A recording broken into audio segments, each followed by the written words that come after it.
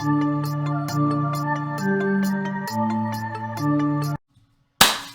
good, man? What's good, y'all? We back with another video, man. How you doing, man? Hope y'all doing great today. Today we got pay attention to be ready for fight. I don't know, bro. I just seen this on. We finna see what it's talking about.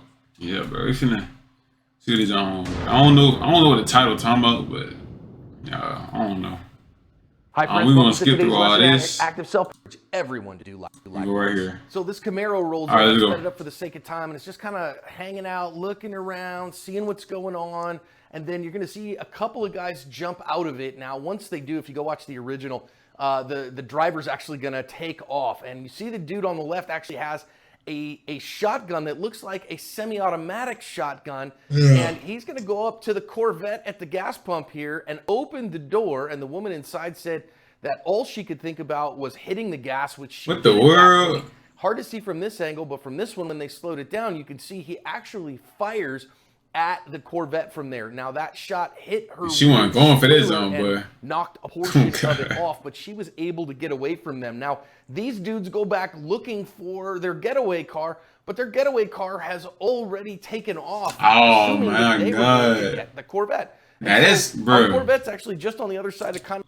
Imagine trying to hit a lick on something, bro, and your getaway driver just drives off thinking you were successful with the lick. And now you stranded. Everybody already seen you. Now you might it's over with now. It's over. For that hedgerow there, and these guys are going to kind of futz around and try to find it. Then they ran off, dude, with the rifle or the shotgun in his hands. Cops haven't caught him. So do videos like this make you much more wary at gas stations?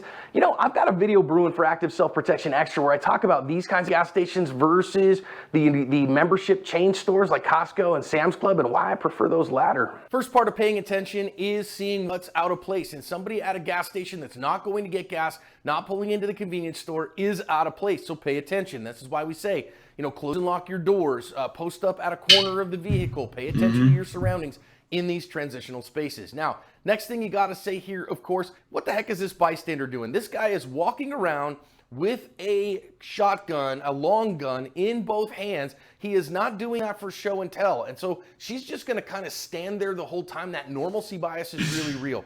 But I cannot tell you enough. As a defender, you gotta pay attention and actually see. Like she an NPC. She like, you know what I'm saying? She's just an NPC in a video game. That's all. She's just there to play a little role in this video game we in. You know, that's all. Would have been running away from that guy, if at all possible. Now, if you're a concealed carrier, somebody said, well, what, should I draw a gun on the guy? I mean, obviously, if your family is in that car and then you got to hold that, okay, great, but I'd recommend you get the heck out of there. Next thing here, of course, he is going to open and just get right into her door here in this place, and you know I'm going to say lock your stinking doors. The first thing you do he almost got in there, though, is lock the doors before you do anything else. I know everybody wants to get, you know, their cell phone settled in and all that stuff. No, get in, lock the doors, start the engine, put your seatbelt on, then do anything else you need to, put it in drive, okay? So the door lock is first, and if you are sitting in your vehicle, I would strongly encourage you, it should be running, it should be in drive, and your doors are always locked with your windows up if at all possible, because that put her at great risk. Now, she did a good thing there, I think, in driving off.